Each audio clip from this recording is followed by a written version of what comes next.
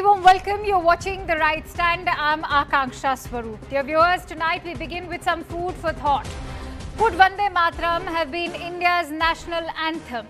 Why couldn't it be the case? This when the father of the nation, Mahatma Gandhi himself, said that he was gripped by Vande Mataram when he first heard this composition by Bankim Chandra Chatterjee. So why couldn't Vande Mataram become the national anthem? Is the answer to this question rooted in the history of Muslim appeasement in India? Remember, for the British, who justified their rule by portraying India as inferior and backward, it was Vande Mataram that shattered this false colonial propaganda. Because Vande Mataram was not merely a song of freedom. It was India's vision of what free India could be. A vision presented to millions of Indians. The dream of a Sujalam Sufalam Bharat. And today, these hard-hitting questions were raised by Prime Minister Modi himself. This as India marks 150 years of its national song, Vande Mataram. In an apparent attack at the Congress, Prime Minister Narendra Modi said that important stanzas of the national song were dropped back in the year 1937. And that sowed the seeds of partition. In fact, Prime Minister also asserted that such a divisive mindset is still a challenge for the country, with various Muslim bodies like MMU objecting to the recitation of Vande Mataram in schools. Why? Because Chatterjee refers to the Hindu goddesses Durga, Lakshmi and Saraswati, framing them as the feminine guardians of our country. So viewers, let's take a moment to reflect. In a country where the mother is regarded as Janani, meaning the giver of birth, the nurturer, and when her children are in danger, she is also the destroyer of evil. So why must Bharat Mata be reduced to just a symbol of Hindutva? What is patriotism? Is it just about treating your country as a geopolitical entity? And why shouldn't nation come first? After all, it was Dr. APJ Abdul Kalam who famously said, nation is bigger than religion. We'll be posing those tough questions to our guests in just a bit. आजादी की लड़ाई में वंदे मातरम की भावना ने पूरे राष्ट्र को प्रकाशित किया था, लेकिन दुर्भाग्य से 1937 में वंदे मातरम के महत्वपूर्ण पदों को उसकी आत्मा के एक हिस्से को अलग कर दिया गया था। वंदे मातरम को तोड़ दिया गया था, उसके टुकड़े किए गए थे। वंदे मातरम के इस विभाजन ने देश के विभाजन के बीज भी बो दिए थे। राष्ट्र निर्माण का ये महामंत्र, इसके साथ ये अन्याय क्यों हुआ, ये आज की पीढ़ी को भी जानना जरूरी है, क्योंकि वही विभाजनकारी सोच देश के लिए आज भी चुनौती बनी हुई है।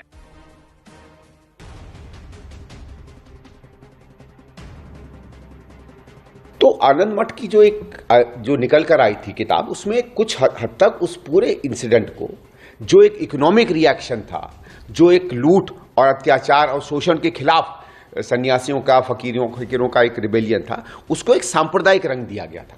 और उसमें कुछ एक हिंदू मुस्लिम की बात कही गई।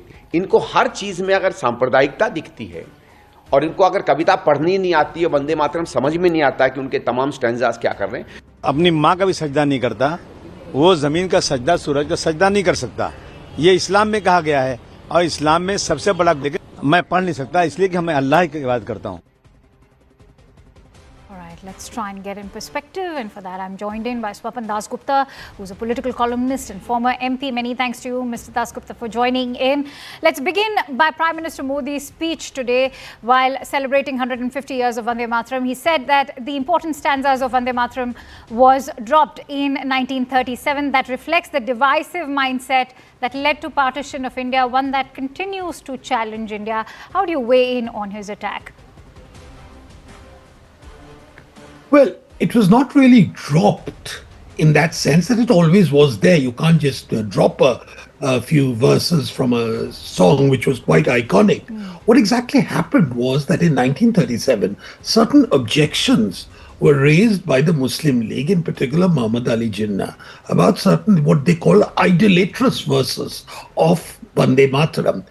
Consequent, as a result of that, and following a spate of the discussions within Congress, the Congress itself decided that they would only sing the first two stanzas of Vande Mataram. So I think we must be very clear that Vande Mataram, the song, exists in entirety. There are many people in this country who sing the entire thing. It's a bit long. But as far as the Congress was concerned, the Vande Mataram, which was to be sung in public, were the first two verses. And that was subsequently incorporated in the Constituent Assembly as part of the national song. It was also one of the reasons why it was not accepted as the national anthem, which is what a lot of people wanted. Mr. Dasgupta, the concept of Bharat Mata is regarded as un-Islamic by some Muslims, even Islamic seminaries, due to the Islamic principle of strict monotheism, which they call Tawheed, and the prohibition of idol worship, shirk. Does that justify Muslim bodies like MMU objecting to a government directive mandating the recitation of Vande Mataram in schools, especially something that's already happened in Jammu and Kashmir? Why is Bharat Mata dichotomized from Matrabhumi? You see, there always existed within India a notion of Matrabhumi, the motherland, which was always there. It was subsequent to that in 1875, Bankim Chandra Chatterjee decided that he would actually actualize this concept and make it into something called Bharat Mata. So Bharat Mata in that sense is a very modern concept as opposed to Matrabhumi. Bharat Mata is very modern and it has an intimate linkage with the nationalist movement. Throughout the nationalist movement, particularly beginning from the partition of Bengal, the movement against the partition of Bengal in 1905, Vande Mataram became the rallying cry of Indian nationalism. And it was objected at that point by these people, by certain elements, for the very same reasons which you're citing at present. So there's nothing unique about this. But the point is, whether you accept the idea of Bharat Mata or not, the two verses of Vande Mataram are basically celebrating the beauty of the land, except it also has the term, you're bowing down to mother. And that is what is being objected to. That you're bowing, according to certain elements, some theological arguments are being cited to say that Muslims cannot bow down to anyone but Allah. So technically we've not evolved since freedom. The idea of India in Bengal as a mother goddess was used widely in the popular realm during the Swadeshi movement, also actively endorsed by Savarkar, Aurobindo Ghosh. In 1937, the Congress took Tagore's views on board. They expunged the explicitly religious stanzas of Vande Mataram that directly conflate the goddess Durga with the nation. So is history repeating itself yet again with two schools of thoughts clashing? Have we not evolved? There's been two schools of thought which has been clashing all along. There has been an element of India, there has been a strand of the nationalist movement, which, say, for instance, political parties like the BJP accept. There is another strand of nationalism, which someone like the Congress also Congress accepts. So there has always been a conflict, there has always been a schism in this. This is not something very new. This so happens that this is the centenary year of Vande Mataram. But of course, what should be remembered is that Vande Mataram was put to music and sung for the first time in the Congress session of 1897, and it was done by Rabindranath Tagore. Rabindranath Tagore later became more of a universalist. His views on nationalism modified quite a lot. But his own songs at that particular point during the Swadeshi movement had invocations of mother, the India as mother. and particularly Bengal. And this is not merely him. There were many others. It was quite routine for them to suggest that Bharat is like mother. And the iconography which you see, what is now portrayed in a lot of sort of calendar art as Bharat Mata, was a derivative from that. You know, there is a certain, as you know, astride a lion, it's like Shakti and things like that. But Abanindranath Tagore's first pictorial, artistic depiction of Bharat Mata was different. It was like a serene woman. But it didn't appeal to the nationalist movement at that particular time. Okay. But it still remained on the thing. So there are various views. You know, Indian nationalism is not black and white. It has various shades. And I think we are seeing that being All right. reenacted in some way or the other. I want to take the Congress point further because I want to refer to what Nehru himself said, that these songs of people are not tailor-made, neither can they be imposed on the minds of people. They attain the heights by themselves. Why is the female personification of India or Bharat as Bharat Mata seen as symbol of communal division instead of being viewed as a symbol of unity? Well, actually, the person who popularized Vande Mataram as an idea in the nationalist movement was Sri Aurobindo. It was he who popularized it while the song existed. But to make it into a larger symbol of how India should be seen was really the doing of Sri Aurobindo. I see no reason why today this should be an issue of fractious, discordant politics. India has gone through a certain experience, and I think it's quite important to recognize that for most people, whether it's in cricket matches or in something else, the song of Bharat Mata Ki Jai you hear all the time, and you link that to where did this idea of Bharat Mata come from? It came from Bankim Chandra Chatterjee's Vande Mataram in 1875, and so that way celebrating the 150 years of Vande Mataram is, to my mind, a very important step in realizing how Indian nationalism evolved over the ages. I'm surprised, I'm saddened by the fact that many of these old objections, which I thought were ended long ago, have once again resurfaced. And since you speak about objections, the allegation coming from the Congress chief, Mallikarjun Kharge, is that the self-proclaimed guardians of nationalism, of course, the RSS and the BJP is referring to, have never sung Vande Mataram or the national anthem Jana Gana Man in their shakhas or even the BJP offices. Instead, they continue to sing Namaste Sada Vatsale, a song glorifying their own organization, not the nation. What's your assessment of such a charge? Two clarifications are in order in this. When the Sada Vatsale Matribhumi is recited, the invocation is to the saffron flag, which they see as universal and timeless. That's number one.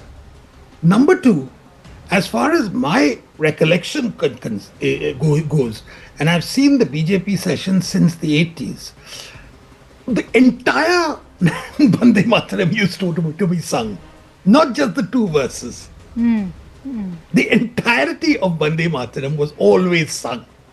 And that was something which distinguished the BJP from the rest of them.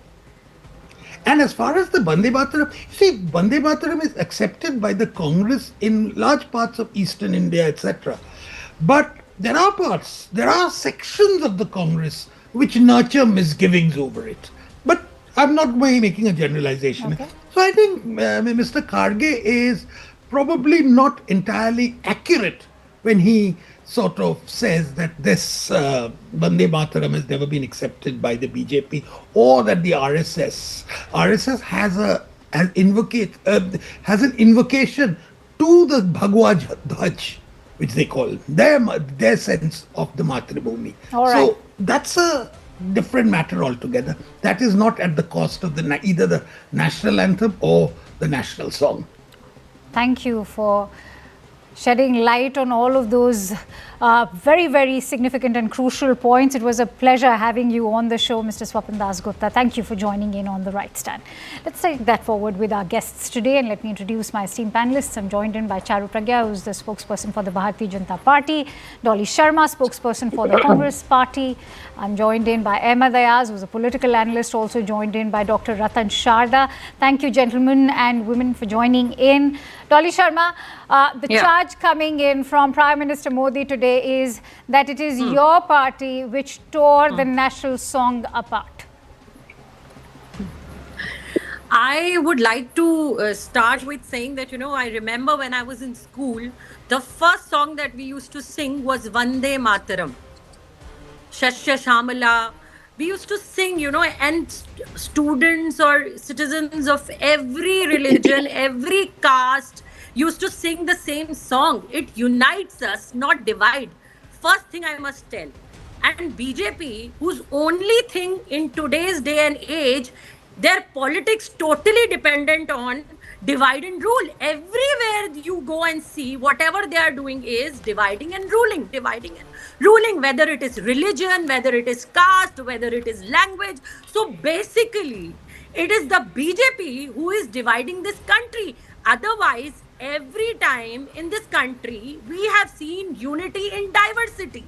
Why is Mr. Mallikarjun Kharge? I'm very curious to know, if this is not about division, then why is Mr. Mallikarjun Kharge accusing the BJP and the RSS of not singing the Vande Mataram in their offices? They should. Why aren't they singing? They should. This is the song that we always sung during our freedom struggle as well. Okay, let me quickly bring in Charu Pragya on that note. Charu Pragya, आपने कभी अपने office में वंदे मातरम गाया कि नहीं? बिल्कुल गाया है and Vande Mataram is something which is a song about India's unity. We sing it all the time, and in this one aspect I agree with Dolly. Since school days we've been singing it till today. But do you know that it's now coming to everybody's acknowledgement that efforts were made to erase our history, not educate citizens about our history. And these efforts of appeasing a certain community started really long back. Who proposed the deletion of the extra paragraphs that are not being sung anymore in India? The proposal came from an Indian. The proposal didn't come from a British person. It didn't come from an invader. It didn't come from a conqueror. It came from our very first Prime Minister. Why? That is when you started your policy of appeasement politics, and you have distorted India's civilizational identity to suit yourself, and this reality needs to be told today. You're singing about your motherland, tell me what is so wrong about it. You're praying to your motherland, tell me what is so wrong about it. And let me get into a little bit of history here, Poonam. When Vande Mataram was written, it was, so I'm so sorry, Aisha. So when Vande Mataram was written, hello? Yes, go ahead. Yeah, so when Vande Mataram was first written, every single session of the Congress, it used to be sung in totality, every single session of the conference. In fact, it started from the Calcutta session when Rabindranath Tagore himself performed it, and no Muslims had any problem. Consequently, for decades, everybody used to sing it together. When did the problem start? There was absolutely no problem when Congress was led by Maulana Azad, who was a Muslim himself. The problem started when Congress started being led by Nehru. So that is what I am trying to point out here and bring everybody's attention to. What did Nehru quickly bring in Ahmed Ayaz on that note. Let's listen in from Ahmed Ayaz also. Ahmed Ayaz, the allegation that's rooted in history is that this national song could have also been the national anthem of the country had it not been for minority appeasement. The BJP's brought those letters in front which clearly, categorically show Nehru writing about how this could irritate the Muslims particularly. Why should patriotism have anything to do with religion? Ahmed Ayaz, if I could bring you in. Even today, in 2025. It's not about appeasement. It's not about anti-patriotism. It's not about anti-nation. You'll have to see it from a context that religious freedom is even guaranteed by the constitution also. And so far as this song is concerned, it's written in Sanskrit. And those who know the Sanskrit, they say that it says about bowing the land, homeland. But while everybody is taught to respect and love the homeland, but when it comes to bowing for Muslims, you see, Muslims very clearly cannot bow before other than anybody, other than Allah to anybody. So as long as it is bowing, then it's very serious so far as Muslims is concerned, to the extent that we consider it as shirk. Shirk means very, very vast in the Islam. So as such, Muslims may have an objection to that extent, and that too. Now that India is multicultural, multi-religious, it's not only Muslims. Even if it is made applicable, there does not seem to be any reason, anything wrong. In case it is not imposed forcibly, left to the all individuals to sing whatever. But if it is made a bit, forcible or imposed, then you have to consider that there are communities in the country which does not, where it does not go well with their religion. I want to also quickly bring our viewers' attention to the fact that Amar Sonar Bangla, which is an ode to Mother Bengal, was recited, and it is Bangladesh's national anthem, that was recited at a Congress event in Assam. Dolly Sharma, would you like to respond to that? Yeah, can you ask me a question again? I can't hear you. Amar Sonar Bangla, which is Bangladesh's national anthem, was recited at your party's event in Assam. You didn't take objection to it, but it's your party also supportive, it's also calling for not having a song like Vande Mataram as the national anthem. Why so? When you dig deeper into history, there are various discrepancies that one cannot understand. No, there are no discrepancies as such. We believe in the song. We believe in Vande Mataram, unity in diversity. And I just wanted to tell you one thing here. And let me remind the Prime Minister, no paragraph of Vande Mataram was ever deleted. No paragraph. It is just to unite. Before. All right, I want to quickly bring in... To unite. Yes. Can I just say one thing? 1937, under Netaji Subhash Chandra Bose's leadership, Congress decided to sing 2 stanzas just to keep the country united. No. Just to keep the country united. So no stanzas were deleted. Let me make this very Made that clear. amply clear. Now, could I please have Charu Pragya in? Charu wants to make a point, and and Mr. Ratan Sharda, I know you've been very patiently awaiting your turn. I'm going to quickly come to you. Charu, please.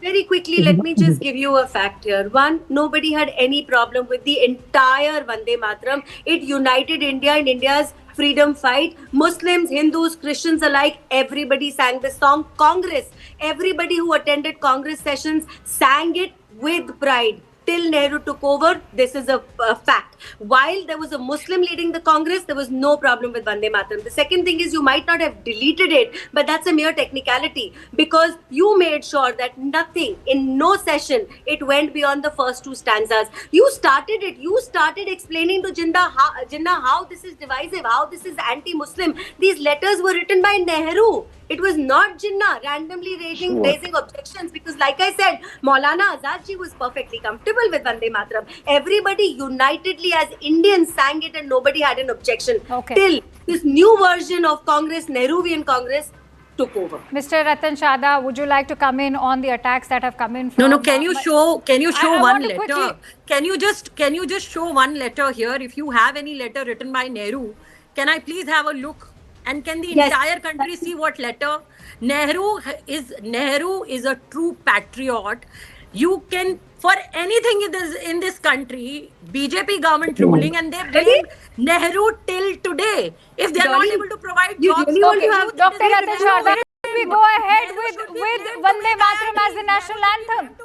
Why couldn't we go ahead with Vande Mataram as the national anthem? Why did Rabindranath Tagore write a letter and say that we should remove these particular paragraphs because they invoke goddess Lakshmi, they invoke goddess Saraswati, and this is bound to be an irritant to the Muslims? Why was that letter then even entertained? Dr. Ratan Sharda, quickly coming in on the charge that's come in from Malika. See, I am surprised when Congress wants to take credit for everything that happened in India to Nehru, then also the discredit will go to Nehru again. Why are you agitated? You want credit to go to Nehru but not discredit. Nehru said, we will not take Vande Mataram as the national anthem, or we will not take the full Vande Mataram because it may hurt some people. Who are that some people? We know all that. And when earlier it was sung, who stripped the Vande Mataram to that particular, removing 2 paragraphs? Of course, Congress was the ruling party. And why is the objection from Muslims coming now? See, we should understand that we are secular only as long as Hindus are there in majority, because wherever we are not, see what happened to Pakistan, what happened to Bangladesh. You can't even be safe with your daughters and your people. You have to either run away or get converted or killed. And here we are thriving and surviving very well. But we have this problem with Vande Mataram. See, Vande Mataram problem led to partition of India. That was very symbolic. That we will not sing Vande Mataram. We will not do as per what Hindus want us to do. So we want a separate country. We divided Bharat. Our motherland bled with millions of deaths and millions of injuries, lost their homes, everything, and we are still coming back to that same stage after 75 years that मेरा ये मुझे ये मजहब allow नहीं करता. जिसको allow नहीं होना था भाई साहब पाकिस्तान चला गया. आपको पता था कि यह हिंदू मेजोरिटी है, आपको पता था यहाँ पर वंदे मातरम गाया जाएगा, तो आप चले जाते ना. आप नहीं गए. So you will impose the same condition which led to partition of India. Can you understand what does it mean? And you don't say patriotism is a question of choice. It is not a question of choice. Understand this. And we must understand that you cannot decide now. You decided in 47, and those who decided to stay back, they have to follow the rule of the land. And why can you raise objection now? You said sajda to Mughal Badshahs. Every Muslim Badshah used to have sajda. Wasn't it going to the king? Are you saying kings were greater than the Allah? So Ahmad Ayaz, I want to quickly bring you in on the point that Dr. Sharda has made. Ahmad Ayaz, APJ Abdul Kalam himself said that nation comes before religion. On what basis did he say that? Have you ever thought about it? Let me finish my question. Do we ever question countries like China or even the United States, where all children in all schools are made to sing the national anthem or the national song? There is unity when it comes to these stances. Why are Muslim seminaries or certain bodies like the MMU raising objections to Vande Mataram being commemorated today in their schools? Should it even be a point of discontent within the children? Why are we sowing these seeds of communal disharmony? No, it's not a communal disharmony. It is not about what we call it, that Abul Kalam if it is not about communal disharmony, then let's allow these children to sing. Let me say, it's not about what Abul Kalam Azad said. We'll have to go, so far as Muslims are concerned, they'll have to go what Quran says, not what Abul Kalam says or any other Muslim country says. That is Pakistan. So you are saying that the country should not be governed by the constitution, right, Mr. Ayaz? Wait a bit. So we will have Sharia governing the law of the land. No, it's not that. It's not that. Even the constitution Charu, also, I want to hear. Right, Mr. Ayaz. I must tell Mr. My friend, even anybody at the helm has to go by the constitution, whether it's Nehru or anybody. So you'll have to, it's a matter of sentiment, it's a religious sentiment. Anybody has to respect the religious sentiment. It's as per the constitution also. It's not, if you go against the constitution, I don't think anybody at the helm will afford to do that. If the culture ministry is issuing a directive for schools, who is MMU to raise an objection that children in the school will not sing Vande Mataram? Who is MMU? Because MMU is representing a Muslim community or that Muslim organization. And the cultural academy, whatever so you are cultural... saying it supersedes the law of the land. Dr. Ratan Sharda, I want you to come in on this. Same people want to use constitution and everything they want, but when it comes to the religion, suddenly religion goes on the top of the constitution. I simply can't understand. Constitution has accepted Vande Mataram as national song, all the snipping, all the cutting, all done, but that one paragraph also hurts them now. So the entire Vande Mataram hurt them. So cut down the Vande Mataram, satisfy those elements into Pakistan. Now you want to have a problem with a single paragraph also? I don't understand. 3 तलाक मेरा religion पहले, शरिया मेरा religion पहले, ये सारा religion आपका पहले आता है. कॉन्स्टिट्यूशन आपको तभी चाहिए when you want to save yourself and take advantage of constitution. This pick and choose on constitution will not do, Mr. Ayaz. You cannot play games with us nor with the nation. Dolly Sharma, Why you are would you like selective? Dolly Sharma, would you like to come in? You are Given that the selective. first time when selective. Vande Mataram was sung in 1937, it was under Maulana Azad. See, Vande Mataram is to unite this country. We have always believed in unity in diversity. यहाँ हर मजहब हर जाति के लोग बड़े प्यार से रहते आए हैं. मजहब नहीं सिखाता आपस में बैर रखना. हिंदी है हम वतन है हिंदुस्तान हमारा. And in 1937, when Subhash Chandra Bose ji was the president of Indian National Congress, a committee was made, and wherein everybody sat and decided, and they said that anything which comes in the way of unity and diversity should not come in. Okay, I'm running short of time. So Just 5 the seconds. stanzas Just 5 never seconds. deleted, and Sir, it you was will never get Jawaharlal 30. Nehru. I will say this again. They must go and check the history for everything. They cannot blame Nehru, and we will not take Okay, Dr. Sharda, and I'm going to give Charu also closing thoughts. Dr. Sharda. Just one point. She quoted मजहब नहीं सिखाता आपस में बैर करना. हिंदी है वतन हिंदुस्तान हमारा.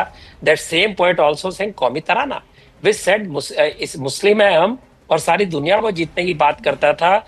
वो सारी दुनिया में इस्लाम लाना चाहता था. उस पोएट को हम कोट कर रहे हैं जिसने लाइन छोड़ दी, जिसने पाकिस्तान को पूरा थियोरेटिकल बेस दिया. So same Allama Iqbal we are quoting created the base for ideological base of Pakistan, and he was kind of ideological father to Pakistan. So you can't quote him one and forget what he did after that.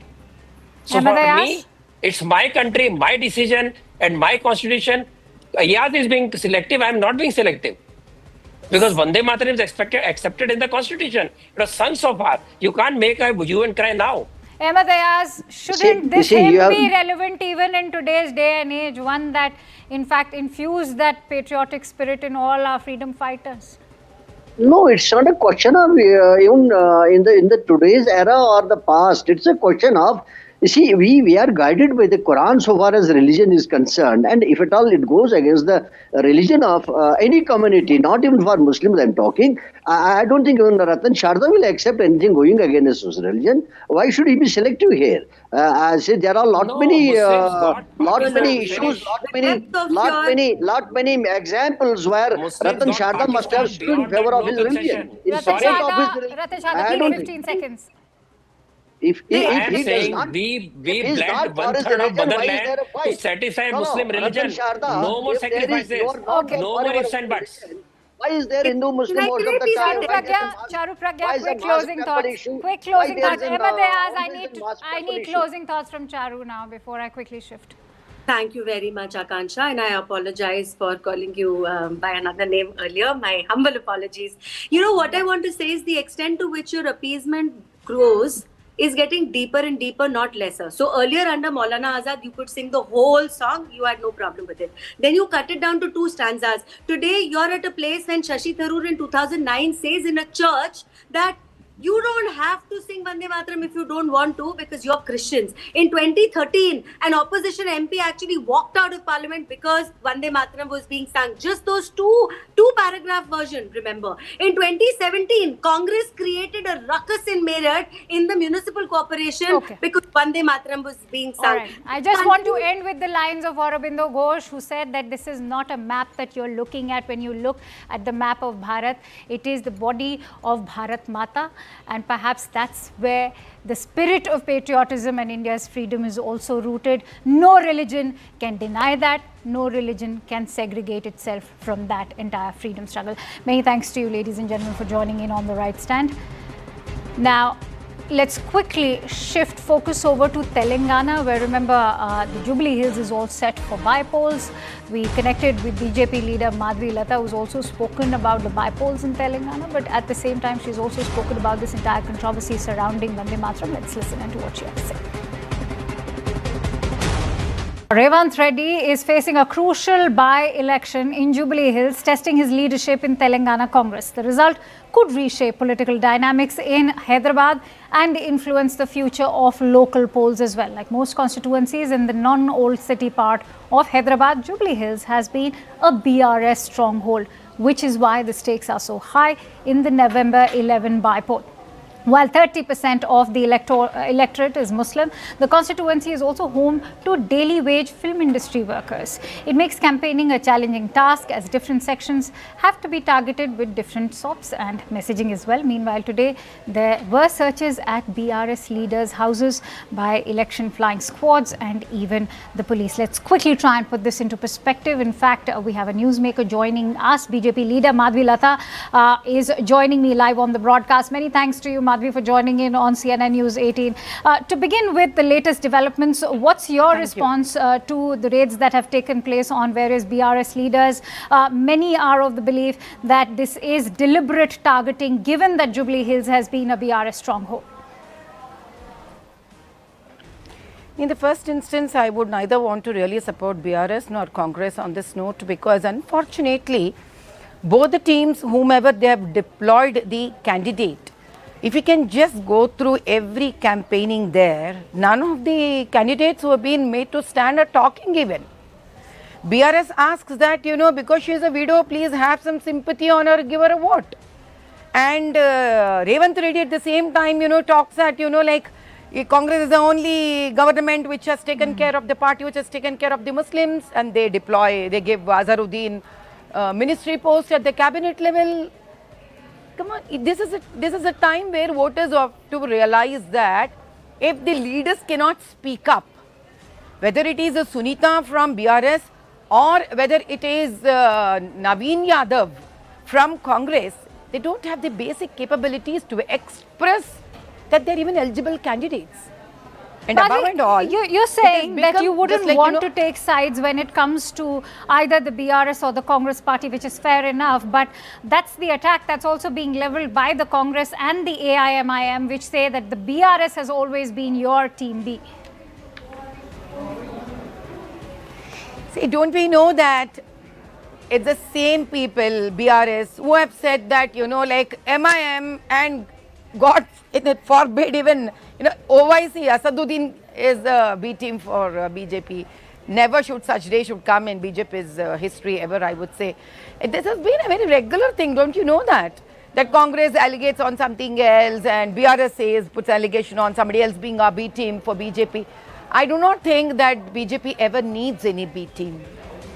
BJP is such a strong team and it follows its principles, its philosophies, and it's whatever it would want to promise to people. It is simple, it's clear, it's straightforward, and it honors whatever it promises to people. I'm glad you in fact raised the issue of how the Congress party is using minority appeasement during this by-poll election, but I want to quickly bring your thoughts in on that particular statement that sort of riled up not just the BRS but also the Bharatiya Janata Party, when Revant Reddy went on to say that the Muslims are there because the Congress is standing by them. You have dignity because the Congress party is ensuring that you get that dignity. Your thoughts?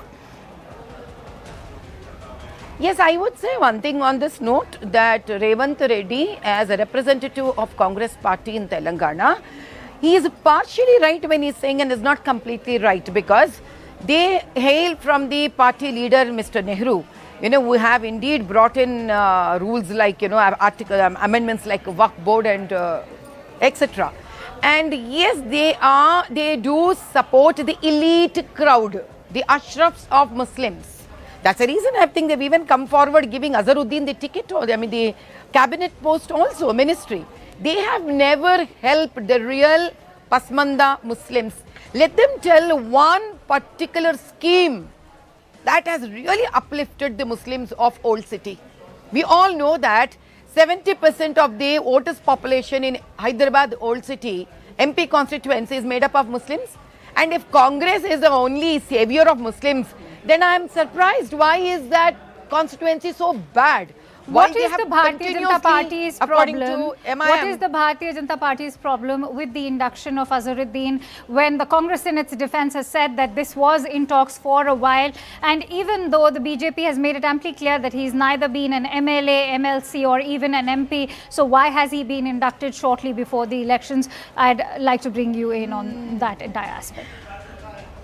Yeah. See, I do not care whether he is an MLA or not an MLA. I don't care whether he is MLC or not an MLC, because as per constitution, we know at 164 article, any person within 6 months should prove, should either become an MLC or an MLA to hold the post. Till then, anybody can be deployed. But this is not the question.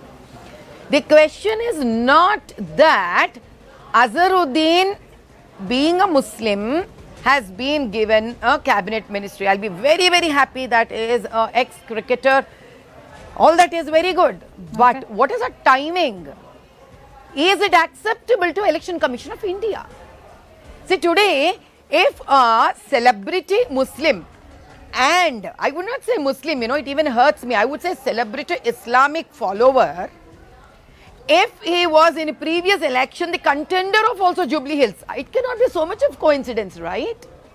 Nothing is accidental or coincidence. It is not tsunami.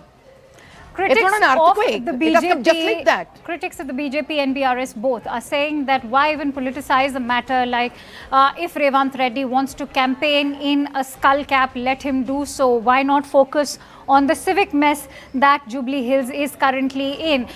Residents of Jubilee Hills have been talking about nothing has been done so far, whether it is to do with garbage accumulation, whether it is to do with the poor condition of the roads. There's much to be done, but none of the parties are focusing on the civic mess. Exactly. I agree on this point, because Jubilee Hills, if you would want to know the reality, there are a lot of voters who have come out openly to say that please do not vote Naveen Yadav.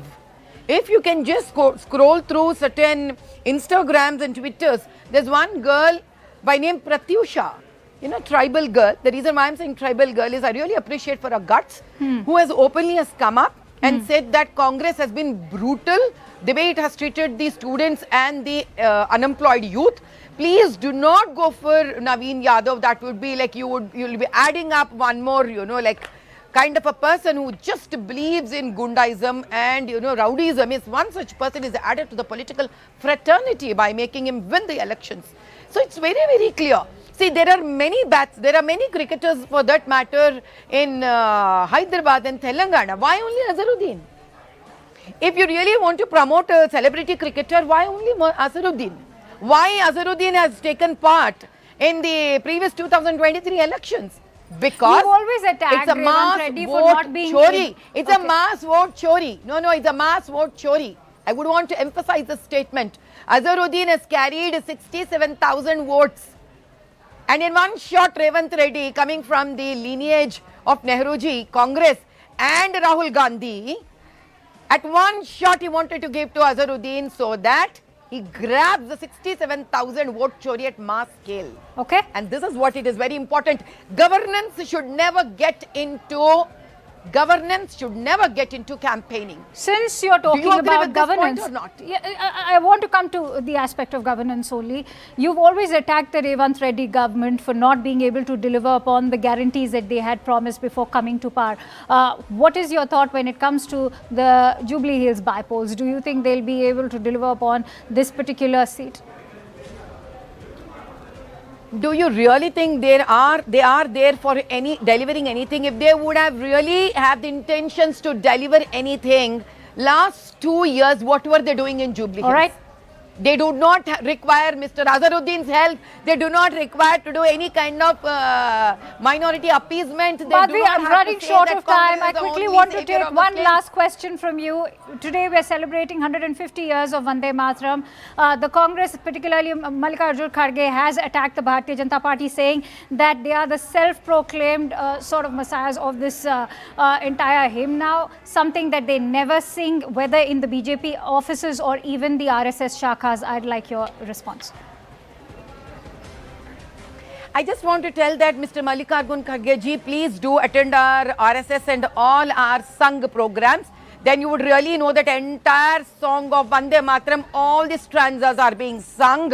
And second thing, it was your Mr. Nehru and his entire lineage of Congress which has cut short the Vande Mataram song for one simple reason, because in the entire 8 stanzas of Vande Mataram, Ma Bharati and this nation, this land has been compared to Mother Goddess Durga.